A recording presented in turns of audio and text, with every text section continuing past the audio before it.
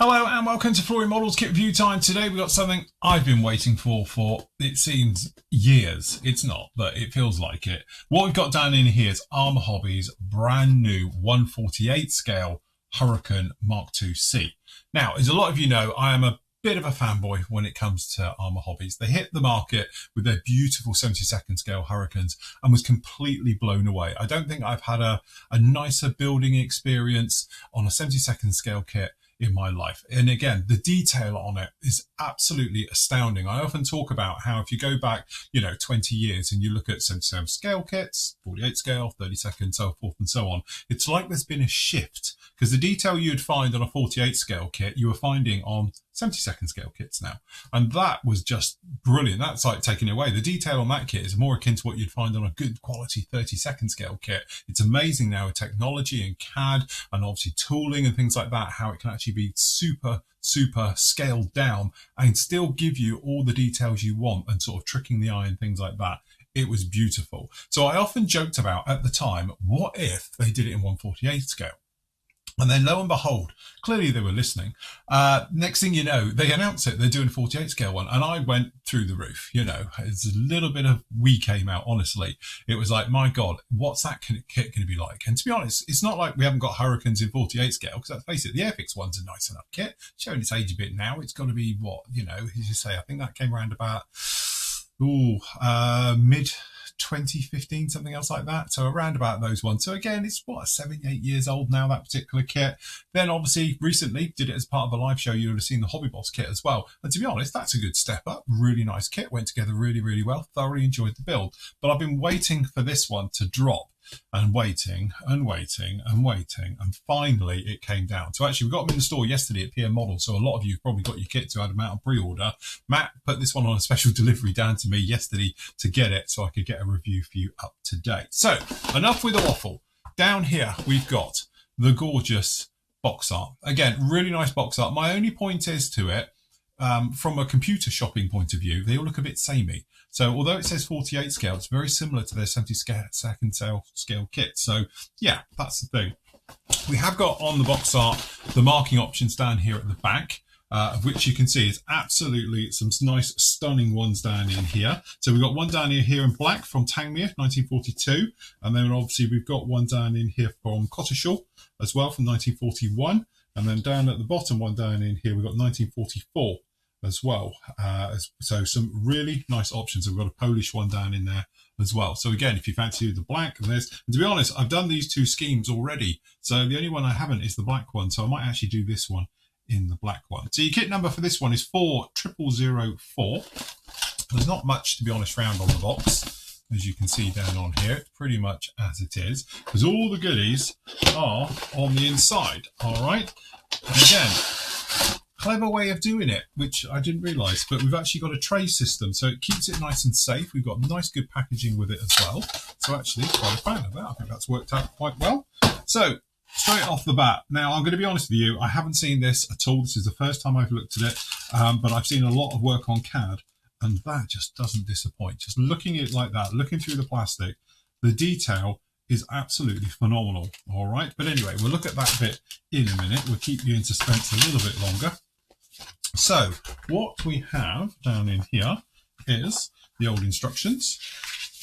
And again, really nice done. Got your colour callouts down in here as well. So we've got Attacker, real colours. We've got life colour, Ammo, Humbrol, Vallejo and Tamiya paints down in those. So that's quite nice and straightforward. And then again, doesn't disappoint clearly. We've got really good, concise, easy to follow instructions. So again, depending if you're going to have the bomb or you're going to have the fuel tank underneath it, opening up the various holes. We're straight down into the wheel well set. So again, all the wheel well detail going down in those. Then we're over into the cockpit. So we've got the seats going together. We've got the harnesses being fitted onto this one. And again, I'm wondering, the harnesses, I don't know if they actually come with this kit or if it's a thing. We'll have to check that in a moment. All right, and then obviously all the various bits you're going to have to change over. So there is some differences being done here, things filling and removing and various things onto it. We've got the landing lights being fitted and the wings go together, so really nice strong construction with that. Then we're into the interior of the cockpit framework, so we've got all the framework going down in there as well. We've obviously got the grips, control surfaces, various things and that. You can see all the moving parts down in there. Again, a couple of extra bits down in the wheel wells. Over to the instrument panel, again we've got a decal for the instrument panels that fits through. Some side details going onto this. We've got the throttle and various bits and pieces like that, the mixture switches as well going on. Two halves of the fuselage going together, two halves obviously being then fitted down over to the wings, which is very akin to how the other one went together. Radiator underneath, we've got, as we know, we're going to see the Sea Hurricane and all the other versions. So again, we've got a separate piece down in there underneath the actual rear, and then tailplanes, various things being fitted onto this one, different types of wheels and stuff being fitted down into this one. We've got wheels and hubs all molded in one as well, so those are going on, geared doors, various things as well. We've got the gun camera, different versions of that one being fitted down into it. Gun sight as well being fitted up on there, the old reflector sight. Then we've got your guns being fitted onto these ones. So again, obviously you've got the cannons onto the actual wings just like that. Oil cooler, lenses, various things being fitted onto this one, as you can see. All right, so very, very nice indeed. And again, different spinners, a couple of options on the spinners down in there as well. Exhaust stacks, got the deflectors on there as well. Very nice indeed. Canopies, obviously there's two types of canopy, purely because in case one is open and closed, they flex in real life. Obviously plastic doesn't like to flex. All right, fuel tanks being fitted, and then obviously you've got your weapons call out which one you want to do. So if you want to go fuel tanks or you want to go bombs, you can do that. Then we've got these gorgeous markings, as you can see down in here like that, really fetching with the black, I must admit. We've got the early one with the brown and the green, and we've got the later with the grey green on there as well, from sort of 1944 era with the Poland squadron, or Polish squadron I should say. That looks really nice indeed. All right, so that's good. Right, down in here we've got a correction sheet by the looks of it. We've got two, that's just the same, but we've got two of them, thank you. So we've got a correction sheet down in here, just a little thing pointing out a little bit needs to be taken out, obviously to fit in the lenses for this, for the actual landing lights. And again, a little bit just to be taken off on the rails as well. So again, if you're doing it closed or open, depending on which one you do. So again, nice, clear, concise, easy to follow step there with a little bit of a correction onto it. We do get a mast set, which is teeny tiny, but again, beautifully die cut and all the rest of it. So that's absolutely fantastic. So obviously we've got internal framings and external framing masks. We've got obviously ones for wheels, lights, various bits and pieces on there, just like that. So that's another really welcome touch. Decals themselves, as we saw before, these are looking really nice, strong colour. They look a little bit thick, but again, they're going to have good coverage. So again, harnesses wise, as we saw, we've got the thing down in here where they're actually a decal, so they're not photo etch or anything extra. But then what I do is I like to stick these, PVA glue these onto foil. So take them off the backing sheet like you do a decal, stick them to a piece of aluminium foil, PVA glue them, and then obviously you can then cut them out and you can bend them to your heart's content of how you want those to go on there. But again, really nice. Everything's in register as we'd expect. Printed by Techmod as well. So these are Techmod decals. All right, so we've got those. Then, the bit we've all been waiting for. We've got one bag with them clear parts done separate. So, all right, straight off the bat is, wow, we've got a couple of bits down in here and I'm not sure what these are, so we keep these very safe. All right, so straight off the bat, what I'll do is I'll just drop one camera down a little bit. There we go. So again, I think it really helps when the plastic is of nice quality and colour, because you can see all that rich detail coming through. But clearly, if we start on the underside, catch it in the light, there you go. And that's what we've been looking for. And again, this is the thing, when you run your finger over it, this is raised rivets all in here. Yes, you heard me right. So this is actually raised rivets on the underside where they are. So this panel, for instance, is all raised rivets. This is all raised rivets. Over here, recessed rivets. And again, this is one of those areas where we were looking at thinking, my Lord, the engineering to do that is absolutely phenomenal. Incredibly detailed.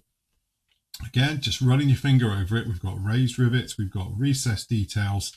And again, but this riveting on the underside, It's so fine, it's literally like 100 grit paper. It's what it feels like. It's incredibly fine, very, very well done. Again, this camera is not going to do this justice. Hopefully you can see it in there. But it'd be one of those things when you actually feel it and you're like, wow, that is incredible. So again, on the top sides of the wings, you've got a situation where, again, I assume it's just like the real thing. You've got flush rivets on the leading edge here, and then as soon as you get to the midpoint down in here, they turn into raised rivets. But that's not because it's a moulding error, that's how it actually is. So airflow coming over here, when it's on the leeward side down in here, then it's not. Again, all these other ones, amazing, absolutely incredible. Don't think I've ever seen riveting that fine on any scale ever. So yeah, that is quite something else. Incredibly detailed. On the inside, because of that incredible detail, it does come at somewhat of a price. We're trying to get it out of the mould, I would have thought. And as you can see, some incredibly heavy duty ejector pins to get it nice and cleanly out of the mould. But again, we've got strengthening down in with these as well, just to make sure we're all guided. There is the areas obviously for opening up holes. We've got other versions coming down the line as well. All right, but very, very nice indeed. Obviously the flaps are all moulded up. The ailerons are obviously moulded into position like that. We've got the cannons in the middle, as you can see. Very, very nice. All right, so that is quite something. Okay, next up we've got the fuselage. So we've got the fuselage sprue. And again, looking absolutely phenomenal. And again, we've got beautiful textures on the side. Again, it's very, you know, like the 72nd one, incredibly well done. The textures down in here on those formers and runners. You know, again, and they're moving around, you know, running your finger around, you can feel raised riveting, you can feel recessed. Yeah, it's incredibly tactile. I'm just going to go around actually stroking this kit. Very nicely done. And again, other parts down in here, we've got these external range fuel tanks, we've got some of the equipment, we've got the spinners and props and various things down in here, various nice bits. Again, we've got this under plate down in here for the tail. Obviously we're expecting the naval version, we'll change that out. We've got a trop filter down in here, which we'll talk about in a minute anyway, because the trop version is due to drop next month. So incredibly good. On the inside, a little bit of detail, but again, we've got these large ejector pins areas to get it cleanly out of the mould and that, and they're completely tucked out of the way. They're not going to affect anything at all. Very, very nicely done. Cleverly done, all of that. So yeah. This kit is definitely not disappointing. All right, last of the big spruce we've got down in here. So again, we've pretty much got all the working stuff. So we've got cockpit, we've got all the different bits and pieces you can see down in here, just like that. And again, attention to detail in all the parts is absolutely fantastic. So yeah, tiniest little details covered so well. Again, catch them in the light, as you can see. Beautifully done. Very, very nicely done. So again, we've got two tail systems down in here underneath. So you are going to have to just make sure which ones you're using. There's your dials, and again, completely big. So technically the decals would probably take quite well in there. But if you wanted to go a little bit more detail, obviously you could. And again, on the underside, really nice. Clearly there's no flash, there's no sink marks. All the ejector pins, apart from those huge meaty ones in the thing, are very, very flush. They are incredibly flush. The tolerances on this kit has got to be some of the best that I've seen. So again, incredibly detailed. And again, just things like this where you've got the framework will stand on top of each other. You have to imagine if you had another one of this sprue on top. So during manufacturing that, they're not pushing against each other and rubbing against each other and causing damage and scratches. So again, a little bit of forethought in there just like that. Last up, we got the clear parts. All right, so again, crystal clear. Can't fault that whatsoever. And again, framing is nice and sharp. You can actually, very good. And again, we get two rear ones. Obviously, we've got open and closed. There's a bit of spread because otherwise you don't want to do a Mr. Molyneux and try and make the closed one go over the open one because you might get a crack in the middle. Just saying, hey Andy. So yeah, fantastic, beautiful, absolutely beautiful, all of this kit. Honestly, I don't know what to say. I've been doing some good reviews this week because obviously clearly we had the Sea King beginning of the week and that blew me away because that's a really nice kit. And then you see something like this that puts everything into perspective. you know, I'm going to go out there on the limb and say definitely this is the most detailed Hurricane of any scale ever been released, full stop. This is just blows me away. This riveting detail in there. We were talking about raised rivets and how it's almost impossible to recreate them on a model. I might start taking that back, because that is absolutely incredible, the amount of raised rivets that they've got on here, and to get them in scale and stuff. And I can assure you, no matter how many photos you see of this or CAD work or anything else, it won't do it justice until you actually look at this in the flesh and take a good long look at it, and then you feel it as well. It's incredibly textured as well. So yeah, amazing, absolutely amazing to get that level of accuracy. But, bit of a but here. This level of accuracy with raised rivets, I can see it actually causing a little bit of problems with the weathering. Because if you're a traditional oil weatherer, clay wash user, something else like that, you're going to have to be careful, because it's going to get caught in all this texture, and it's just, there's so much of it, it's going to make a bit of a mess, I feel. Also, things like decaling.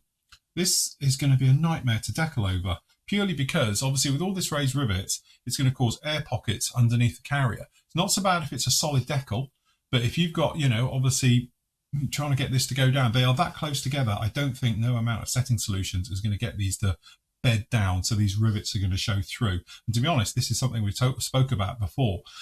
It's great in theory, and it's going to be amazing and look fantastic, but the practicalities of building with it, and then certainly, you know, weathering with it, decaling with it and stuff like that, if you put too much raised detail on, it becomes an absolute nightmare. So yeah, whilst it's fantastic to look at, and it'll look fantastic if you're going to paint them on, it could be your only option if you wanted to retain this, is to actually get a mask set. But even a mask set to go over this is going to be very, very difficult. And I'm thinking of other companies who make die cut masks that will go on this. It's raised detail. To get those to go down with no bleed going underneath, you're going to have to spray quite dry, as I call it, quite thick paint, so it's not wet and doesn't leak underneath, because otherwise it's going to get underneath all of this fantastic raised detail. So again, brilliant, could be a problem. Again, the only way we'll know is actually to put this kit together, which I intend to do as well. I've been waiting so long to do this one that we ended up doing the Hobby Boss Hurricane instead. But again, I want to do this one, but I can see it's going to have some problems because of the incredible level of detail. So again, careful what you wish for, because sometimes you might get it and then regret it afterwards. Anyway, apart from that, it's stunning. Everybody should go out and build this one. If you've had a pre-order one with PM models, you are not going to be disappointed. I can assure you of that. Anyway, that is the beautiful Arma Hobbies 1/48 scale Hurricane.